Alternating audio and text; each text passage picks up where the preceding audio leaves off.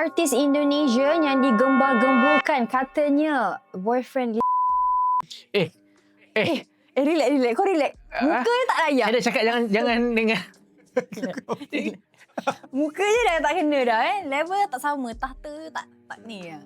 Sekarang kita nak review jam tangan Jeffrey Nicole.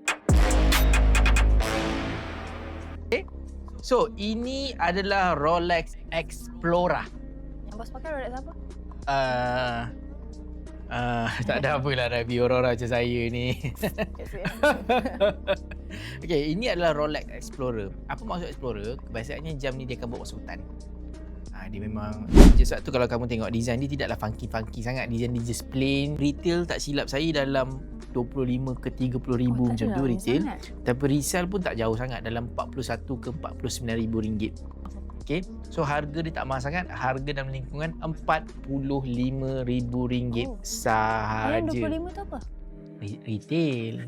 Jom, korang kalau nak shopping ataupun jual handbag dan juga Rolex, klik link dekat bio. Jangan lupa follow.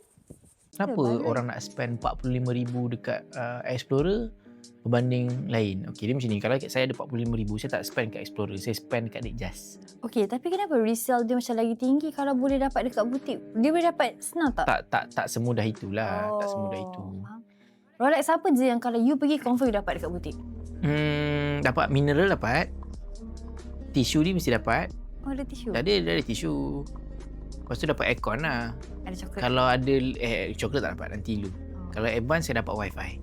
Oh ya. Yeah. Jadi jam tangan milik Jeffrey Nicole harga dia tak mahal sangat. Harga dia cuma dalam RM40,000 sahaja. Jom shopping dan jual melalui Icon Lux. Jimat sehingga 70%, installment serendah RM5 sehari.